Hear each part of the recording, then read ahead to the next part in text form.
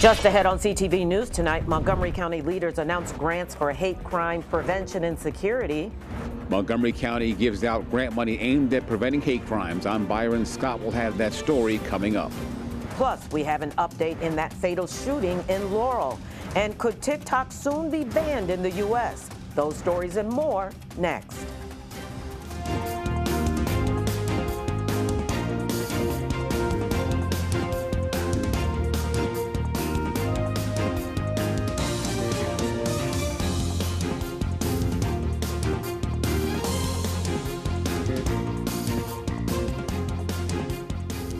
Good evening. This is CTV News for Wednesday, March 13th. I'm Katara Jones. And I'm Patricia Vallone. Thanks for joining us. Well, hate crimes are up across the nation, including our area. According to the U.S. Department of Justice, more than 60% of crime are crimes against persons, and more than 32% are crimes against property. In Montgomery County, efforts are being made in the ongoing fight against hate. Byron Scott has our story. This is not a happy occasion. Not a happy occasion, but a necessary one, says Montgomery County Executive Mark Eldridge. It's really imperative that we figure a way out of this. Today, Eldridge and other county leaders announced a large grant aimed at preventing hate crimes. Our schools and our places of worship should be sanctuaries of peace, not fear and violence. And these funds help to make sure that everybody, regardless of their faith or their ethnicity, can worship, can attend school, can be who they are, can practice what they believe without the fear that too often comes with it. The $900,000 will go to houses of worship. And so we have vandalized at our church in Burtonville, Maryland. Reverend Walter Sadler is with Southern Bethany Baptist Church in Burtonsville. He says vandals targeted the church bus in the fall of 2021. So things like that I think is really unfortunate because during the pandemic we was able to serve over 2,000 people or 300 weekly, the food giveaway, and then come up and start the bus to transport our members and found out it was vandalized. It was very disheartening. In November of 2020, during the pandemic, our Black Lives Matter flag was destroyed.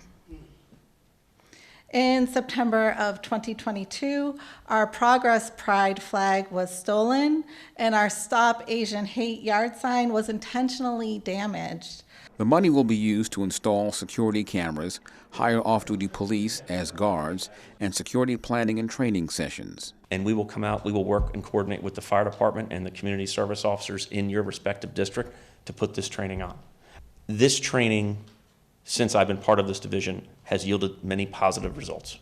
A lot of things that houses of worship didn't think about in their plans, because let's be honest, houses of worship are not set up as security places, right? That's not what they're meant for. They're supposed to be safe places. There were 150 applicants for the grants this year. That's a 38% increase over last year. The grants range between $2,000 and $11,000. And, this is so important to us. This is so helpful to us because the costs of keeping people secure, keeping people safe are growing every year. So my hope and my prayer is that one day we don't need this program anymore. Byron Scott, CTV News. Thank you, Byron, for that story. We now know the names of the victims of the deadly shooting in Laurel. They have been identified as 23-year-old Lewis Rackett and 21-year-old Quincy Green Jr., both of the district. Around 1:30 yesterday morning, police were called to the Track House Studios DMV in the 600 block of Lafayette Avenue. That's where they found Rackett and Green suffering from gunshot wounds. A third person was transported themselves to an area hospital.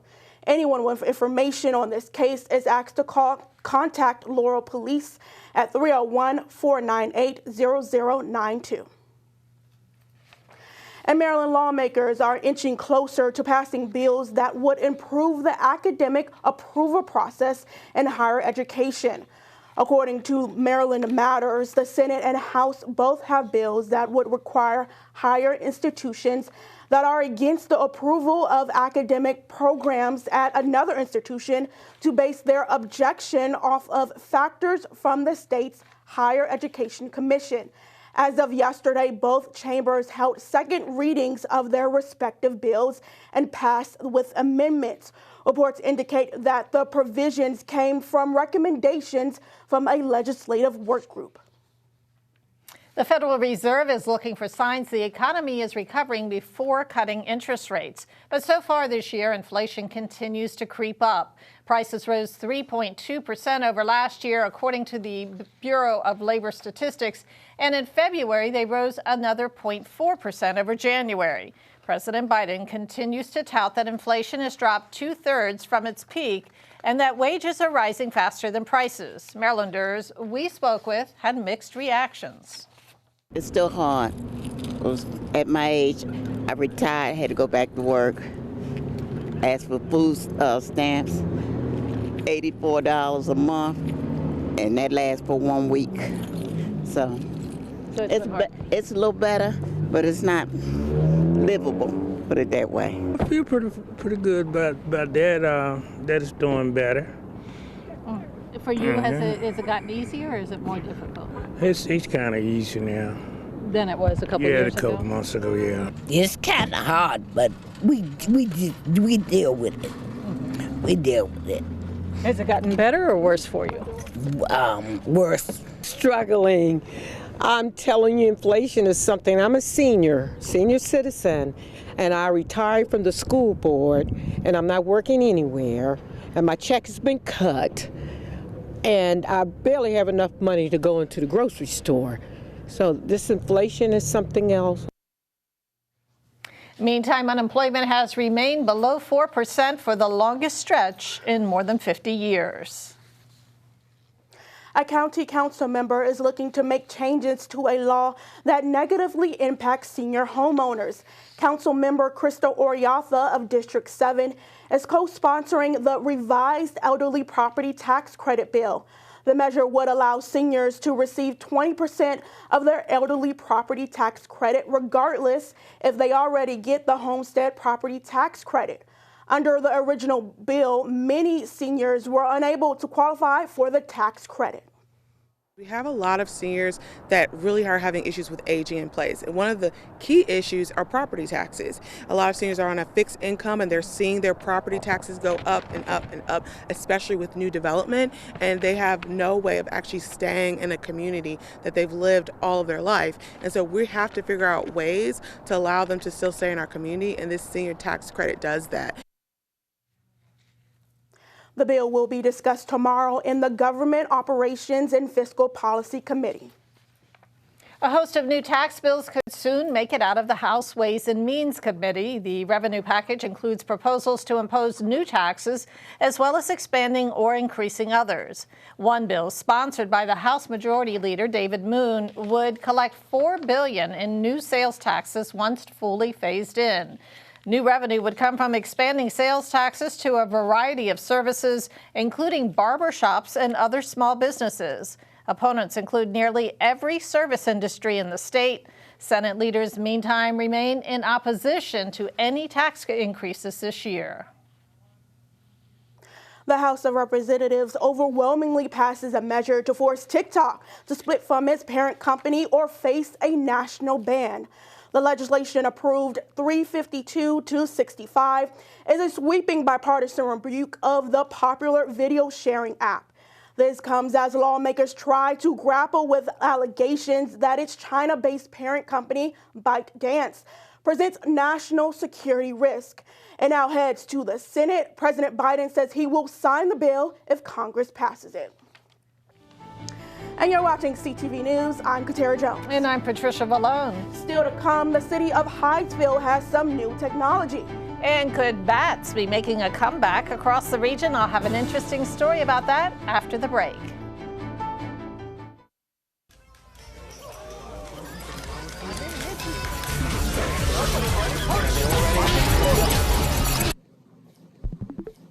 I wish people knew that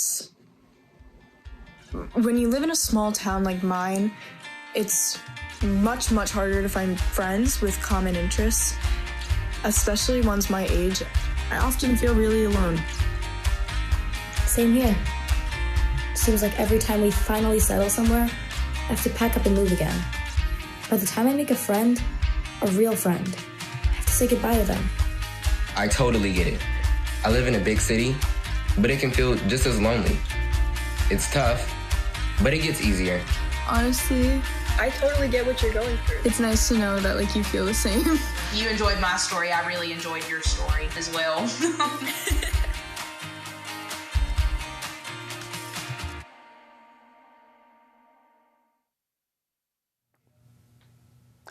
A key ally of Governor Wes Moore is coming out against one of his top priority bills. The Maryland League of Conservation Voters says they oppose Senate Bill 474, which is designed to attract large-scale data centers to the state. The league says that exemptions in the bill could lead to greater emissions of greenhouse gases. The group also says that it would use all lawmakers' votes on the measure as part of its annual legislative scoreboard that could present a possible problem for Democrats who enjoy their alliance with environmental groups, but who also want to support Governor Moore's agenda. And if you are parking in Hyattsville, listen up. The city is using its new monitoring motion sensor cameras to monitor free 15-minute parking spaces. Currently, the cameras are monitoring spaces on Gallatin Street near Vigilanti Coffee and the post office. The devices take a photo when a car has pulled into the space and when it leaves. If the photos are more than 15 minutes apart, you will be sent a $35 fine through the mail. The city is currently sending warnings, but starting March 20th, Hyattsville will start issuing fines. Maryland gets more than $13 million in federal funding for wildlife restoration and outdoor recreation. The funds will help keep outdoors accessible to all residents while protecting habitats, controlling invasive species and wildlife populations, as well as preserving natural resources. The investment comes from U.S. Fish and Wildlife programs, which are funded through excise taxes paid on small engine fuel and by manufacturers of hunting and fishing equipment. And speaking of local wildlife, two nonprofits are joining forces to protect some misunderstood creatures along the Anacostia River. I recently got a firsthand look at efforts to bring back some of the region's flying mammals. They say it's a face only a mother could love, but two groups are hoping to dispel the fear and myths of bats. Bats are great. They contribute a lot to the ecosystem. Bat Conservation International has been working alongside the Anacostia Watershed Society to help restore the ecosystem along the Anacostia River. The hope is to bring the flying mammals back to the D.C. area. Bats are particularly threatened in North America by diseases and other things, so we thought this is a good time to create a habitat that they need, because our bats here eat mostly insects, so the more vegetation, the more insects, and they are actually great at pest control. And he's not joking. A single bat can eat up to 1,200 mosquito-sized insects every hour and 6,000 to 8,000 insects each night. Mosquitoes in particular are a public health threat to humans, carrying diseases such as malaria, West Nile, and Zika. But habitat destruction by an invasive species has decreased the number of local trees that carry the food source of bats. This area of forest along the Anacostia River has been widely affected by tree loss. First, we had a pest that came from Asia. The emerald ash borer is a little beetle that kills trees in the ash family. And a lot of the forests here were like 80% ash. So all those trees are gone now. So what we're doing is replacing those with other species that are adapted to the site. Just like any other animal, bats need a food resource. So it's important that these plants are planted to bring the insects that bats eat, which are moths and beetles. Mukendi says people don't always recognize the contributions of bats to the environment. That's why she wants to spread the word and get the community involved to change some of the old myths and create a win-win situation for both humans and bats. People ask questions, and why are we planting 72 trees and 9 different species of trees? So it's good. I think we've gotten a lot of interaction, a lot of questions, a lot of people wanting to know, like, what's that connection between bats and the environment and the Anacostia River. And you can help bring bats back to the Anacostia River Basin by planting more trees or helping maintain those already along the shoreline. For more information, you can go to anacostia.ws.org. And if you'd like to learn more about bats in general and how they're beneficial to society, you can log on to batcon.org.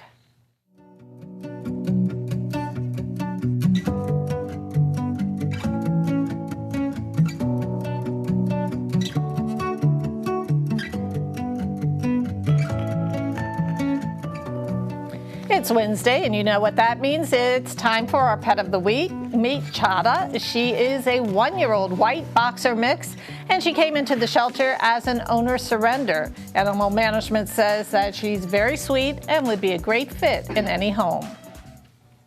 Very, very young. So if she doesn't get enough exercise, then she's going to look for stimulation elsewhere. This is a problem that is very easily fixable with constant routine and exercise. As long as it's active, she would have to be exercised daily in order to be, to meet her best potential. And if you'd like to adopt Chada or any of her furry friends, you can call Animal Management at 301-780-7200. And still to come on CTV News, wedding season is closer than you think. After the break, we'll have an expert stopping by to give us insight on the booming industry. Attention humans, heroes, and legendary legends. Poe the Dragon Warrior here. Dragon Warrior! I need your help on the greatest mission of all time. And I'm not talking about lunch, although that is important. I'm talking about the protection of wild animals and wild places everywhere. From the mighty panda like me, to the clever fox, to the small red panda, to everyone in between, even this guy. It's never too late to do the right thing. Every kind of animal has a role to play in keeping the environment healthy. And that's why when we protect them and their habitats, we also protect our world. Yay! Look, I know saving the world is kind of my thing, but it can be your thing too. You have the power to make a difference. My turn, my turn! Okay. Now that's a cool move. Skadoosh. Find out all the things you can do to help by visiting worldwildlife.org. I love you. I love the sweet potato pie you bring to every family reunion. I love how you're my morning alarm, even when I ask for 5 more minutes. I love how you say you can't wait to walk me down the aisle, even if my partner ends up being my cat. I can't imagine a Sunday show, night in, night out, celebration, or dinner without you. I can't imagine any tomorrow without you in it. So today I say, I love you. Get screened. Regular cancer screening saves lives. Tell someone you love to get screened today. Visit cancer.org/getscreened to learn more.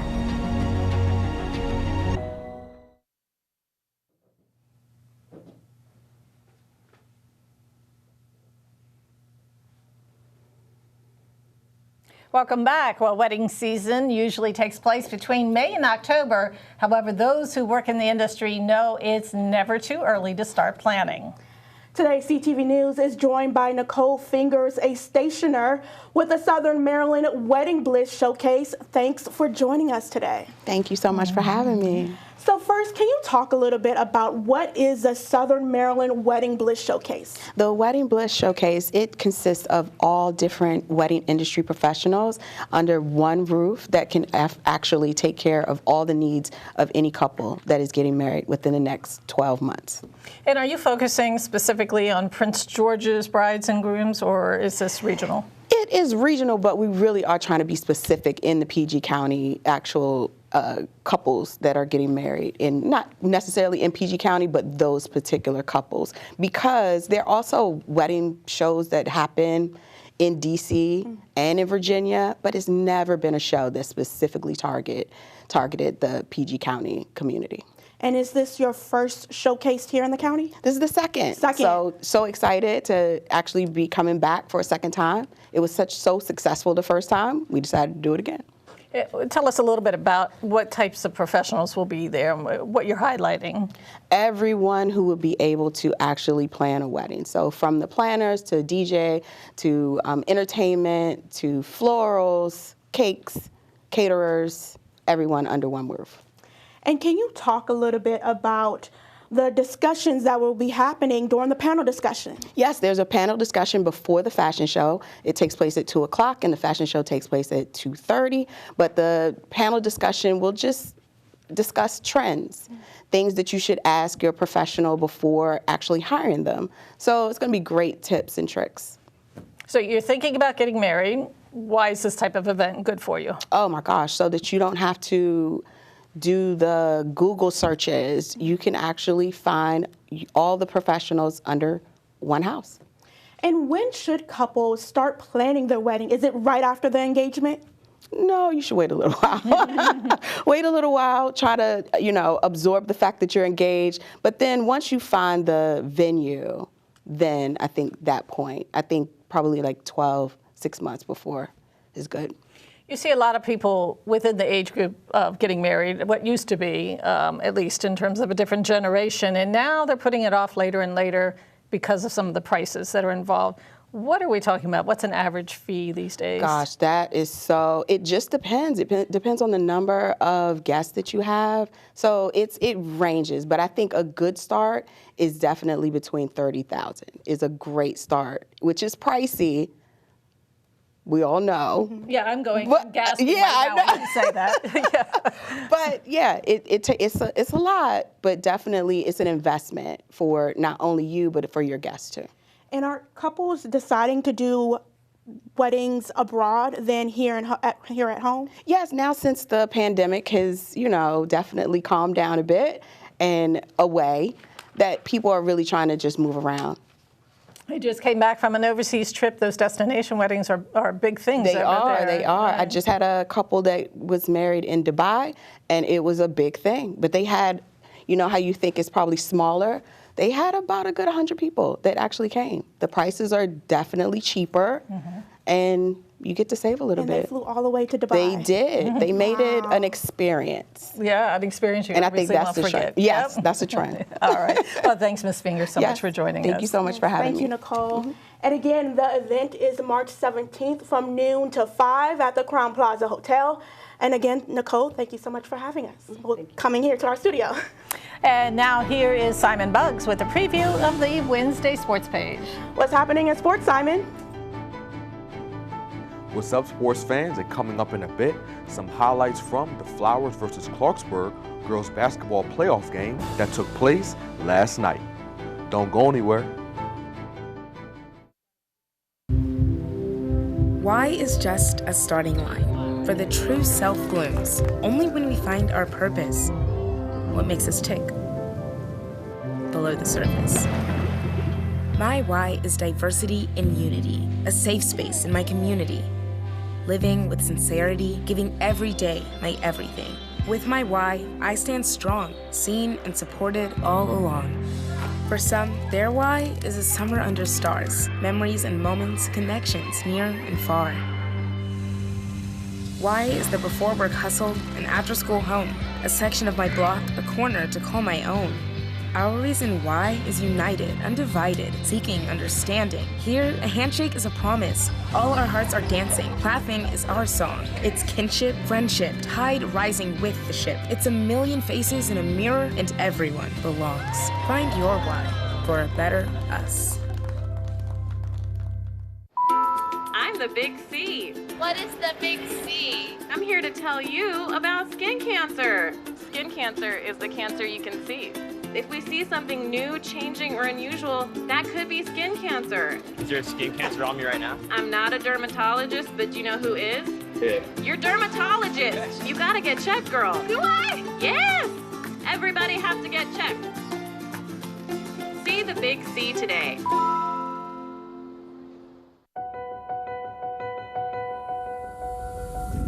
As we work to get through these times together, you may not be thinking about blood donation, but blood is needed to save the lives of people who are sick with a range of illnesses. It's easy and safe to give.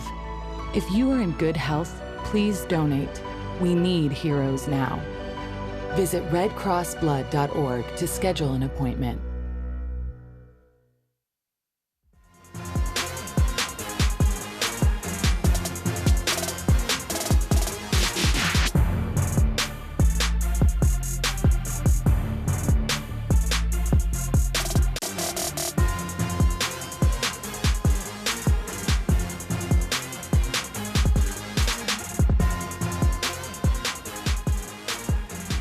What's going on, everybody? Get ready because it's time for your Wednesday Sports Page. Beginning with sports news, the basketball playoffs continue as the Flowers and Clarksburg girls basketball teams took the court versus one another last night at a neutral site at Wise High School.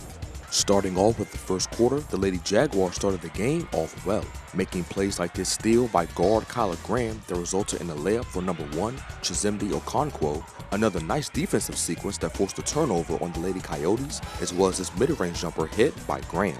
And because of this, Flowers were able to build a small lead through the first couple of minutes of the first quarter.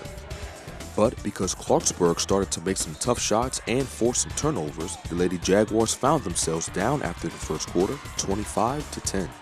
Switching gears to the second quarter, while the Lady Jaguars made some plays in the period, such as this tough layup by freshman guard Brianna Steve, they were unable to close the gap and went into halftime down more than they were in the first quarter, 41-17.